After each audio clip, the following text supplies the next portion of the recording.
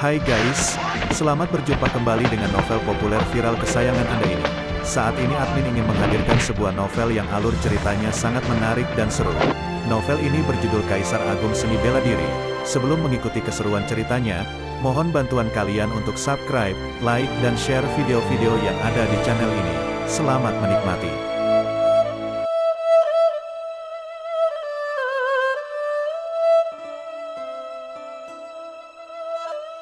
Kaisar Agung Seni Bela Diri, Bab 380, Alam Bintang Luar. Orang-orang dari Tanah Suci berbicara dengan penuh keyakinan.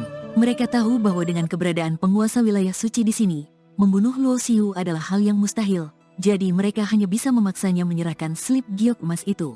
Liu Hongtian tentu saja tahu tentang slip giok emas tersebut, bahkan dia tahu bahwa slip giok emas itu adalah harta yang ditinggalkan oleh seorang dewa kuat dari alam berperingkat menengah, yang mungkin berisi petunjuk penting. Namun, Liu Hongtian juga sangat sadar bahwa utusan ilahi Ziyan sangat memperhatikan Luo Xiu ini. Kecuali Luo Xiu bersedia menyerahkannya, dia pun tidak akan bisa merebut slip giok emas dari tangan Luo Xiu. Barang itu milik Luo Xiu sendiri, bahkan saya tidak memiliki hak untuk memaksanya menyerahkan, kata Liu Hongtian tanpa ekspresi, menegaskan pendiriannya. Orang-orang dari Tanah Suci masih ingin berbicara, tetapi Liu Hongtian melambaikan tangannya. Apa yang perlu dikatakan, sudah saya katakan. Kalian bisa pergi sekarang. Setelah orang-orang dari Tanah Suci pergi, Liu Hongtian menatap Luo Xiu. Anak muda, meskipun saya turun tangan, orang-orang dari Tanah Suci mungkin tidak akan begitu saja menyerah. Slip giok emas yang kamu dapatkan itu tidak biasa. Bukan hanya Tanah Suci manusia yang menginginkannya, tetapi juga ras iblis dan monster akan mengejarmu. Tekananmu tidak kecil. Luo Xiu mendengar ini dan tidak bisa menahan diri untuk bertanya, mengapa mereka menginginkan slip giok emas itu? Puluhan ribu tahun yang lalu, ras iblis datang ke alam bintang untuk mencari sesuatu. Dengan munculnya slip giok emas-emas ini, ras iblis pun ikut terlibat. Tanah Suci manusia dan ras monster menduga bahwa benda yang dicari ras iblis mungkin terkait dengan slip giok emas yang kamu dapatkan serta baju zirah emas. Sebagai penguasa wilayah suci, Liu Hongtian adalah yang terkuat di alam samudera bintang, dan dia tahu lebih banyak rahasia daripada orang lain. Namun Luo Xiu bisa melihat dari nada dan ekspresi Liu Hongtian bahwa dia mungkin tahu beberapa asal-usul slip giok emas, tetapi tidak tahu rahasia sebenarnya. Dan rahasia sebenarnya adalah kunci dari semuanya, terkait dengan harta dan peluang yang didapat oleh Dewa Perang Surgawi di alam berperingkat tinggi. Sekarang aku telah menjadi target semua orang, baik itu Tanah Suci manusia atau dua ras iblis dan monster. Mereka semua ingin merebut slip giok emas dari tanganku. Aku harus segera meningkatkan kekuatan dan level kultivasiku. Luo Xiu merasa terdesak, menyadari bahwa waktu yang tersisa untuknya meningkatkan kekuatan semakin sedikit. Jika dia menyerahkan slip giok emas itu, tentu dia bisa menghindari krisis.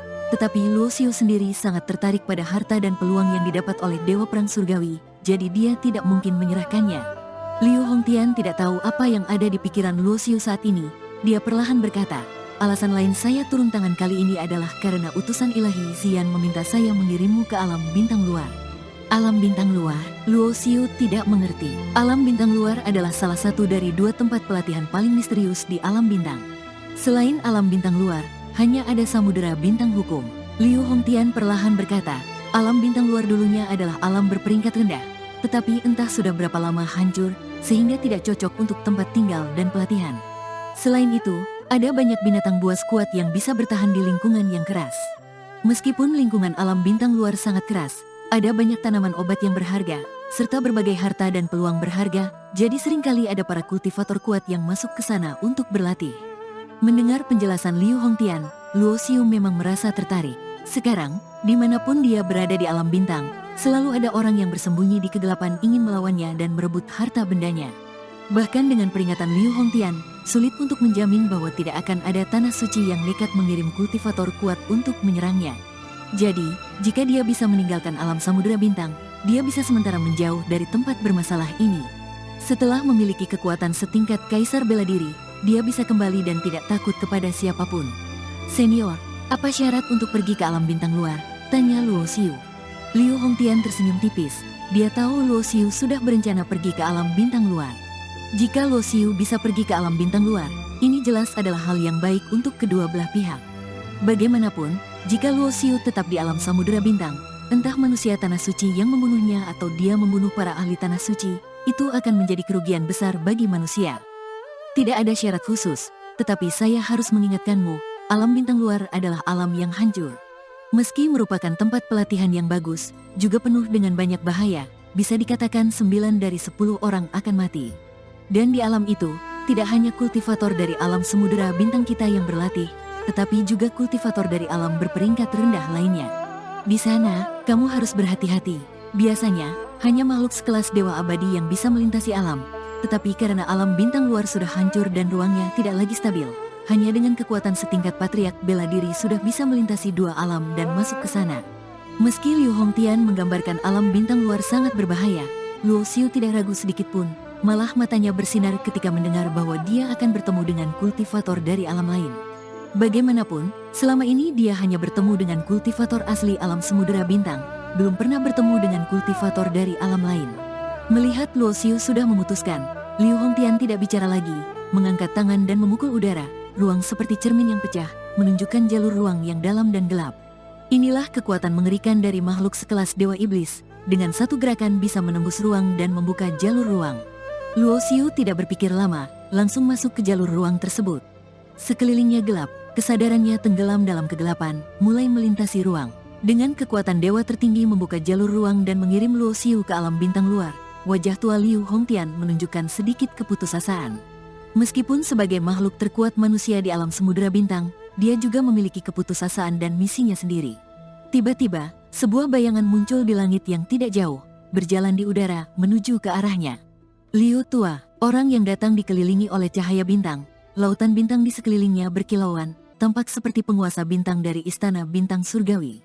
Di sisi lain, penguasa suci langit bumi, penguasa sekte iblis suci, dan penguasa suci keluarga Wu, semuanya datang, 4 penguasa suci abadi, bersama dengan Liu Hongtian. Mereka berlima adalah makhluk terkuat yang berdiri di puncak kekuatan manusia di alam bintang. Melintasi jalur ruang kosong, Luo Xiu merasakan rasa sakit akibat robekan ruang, hingga entah berapa lama kemudian, kesadarannya kembali jernih, dan tubuhnya keluar dari jalur ruang kosong, tiba di tujuan. Dengan sikap hati-hati, reaksi pertama Luo Xiu bukanlah melihat dengan mata, tetapi melepaskan kesadaran ilahinya untuk memeriksa keadaan sekitar. Swos, kesadaran ilahinya menangkap bayangan berdarah yang meluncur ke arahnya. Tanpa berpikir panjang, dia langsung melancarkan teknik tempur tinju pedang. Boom! Luo Xiu merasakan tinjunya menghantam benda keras, kekuatan pantulan yang kuat membuat tulang jarinya terasa sakit. Dia segera membuka matanya, merasa sedikit terkejut. Tubuhnya sudah mencapai batas tubuh tempur tingkat suci. Meskipun serangan buru-buru barusan tidak mengandung kekuatan hukum kematian, namun kekuatannya cukup setara dengan serangan biasa seorang patriark bela diri. Dengan cepat mengambil pedang kegelapan, Luo Xiu melihat bayangan berdarah itu juga terlempar beberapa meter jauhnya, merangkak di tanah. Makhluk buas ini berbalut sisik merah darah, tampak seperti kucing, tetapi lebih besar, panjangnya sekitar 3 meter. Makhluk buas itu mengeluarkan raungan rendah dan kembali menyerang. Kali ini, Luo Xiu sudah bersiap, dengan cepat melancarkan serangan pedang api hitam, menghasilkan luka pada makhluk buas itu. Makhluk buas itu mengeluarkan jeritan menyakitkan, darah mengucur dari luka, dan tampaknya menyadari kekuatan Luo Xiu. Dalam sekejap, makhluk itu kabur dengan kecepatan tinggi, hilang tanpa jejak.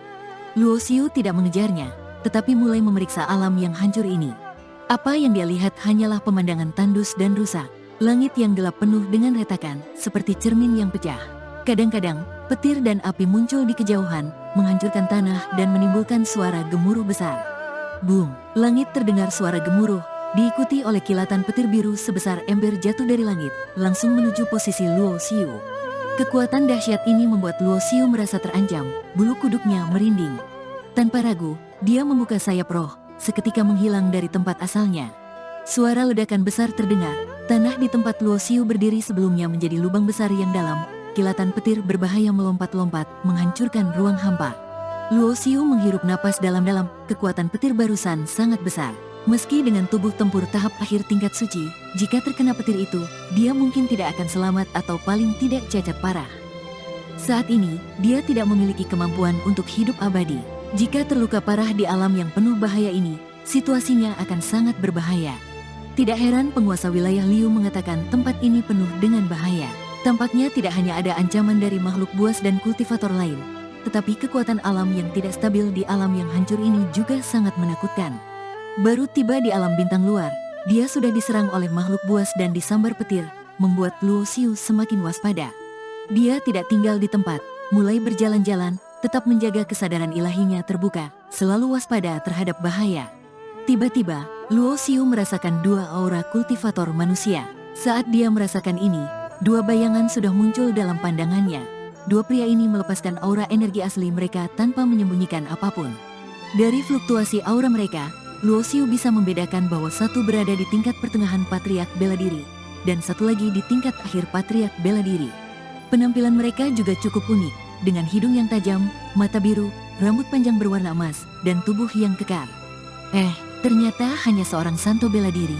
Kedua pria itu juga merasakan tingkat kultivasi Luo Xiu. Mata mereka menunjukkan rasa heran. Anak muda, dari alam mana kamu berasal?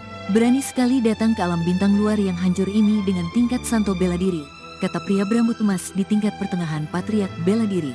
Aku dari alam samudera bintang. Apa urusan kalian denganku? Kata Luo Xiu dengan tenang. Kamu masih bisa tenang di hadapan kami. Sayang sekali kultivasimu terlalu lemah. Pria berambut emas di tingkat pertengahan patriark bela diri mencibir, aku pernah mendengar tentang alam samudera bintang. Jika kamu berani datang ke sini dengan tingkat santo bela diri, berarti kamu adalah bakat luar biasa di alam samudera bintang. Tinggalkan cincin penyimpanan dan senjatamu, lalu kamu bisa pergi. Kalian ingin merampokku? Luo Xiu merasa geli.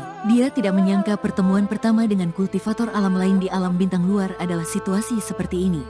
Guang Shao, kamu terlalu banyak bicara. Kita tidak punya waktu untuk disia-siakan di sini, kata pria berambut emas di tingkat akhir patriark bela diri dengan tidak sabar. Dengar itu, cepat keluarkan barang-barangmu. Pria berambut emas di tingkat pertengahan patriark bela diri langsung meraih tangan kiri Luo Xiu, karena di tangan kirinya ada cincin penyimpanan. Tindakannya sangat kasar, tetapi di alam seni bela diri, ini adalah hal yang biasa. Karena bahkan kultivator tingkat patriark bela diri yang kuat pun membutuhkan banyak sumber daya untuk mencapai tingkat yang lebih tinggi, dan mereka harus mencarinya sendiri, tidak bisa sepenuhnya bergantung pada kekuatan di belakang mereka. Mata Luo Xiu menunjukkan kilatan dingin. Pria berambut emas di tingkat akhir patriark bela diri tampaknya menganggap Luo Xiu yang hanya seorang santo bela diri tidak berbahaya, jadi dia tidak bergerak. Plak, tangan pria berambut emas tidak meraih cincin penyimpanan Luo Xiu, tetapi wajahnya malah mendapat tamparan dari Luo Xiu, tubuhnya yang kekar terlempar ke samping. Karena sudah bertindak, Luo Xiu tidak akan menahan diri lagi. Dia langsung membuka sayap roh murni, sayap hitam besar di punggungnya memancarkan aura yang menggetarkan hati. Dalam sekejap, Luo Xiu mengejar pria berambut emas di tingkat pertengahan patriark bela diri yang terlempar. Kamu cari mati? Pria berambut emas itu mengeluarkan raungan marah, tubuhnya memancarkan cahaya emas yang terang. Setiap cahaya emas berubah menjadi pedang yang menyerang Luo Xiu. Kaisar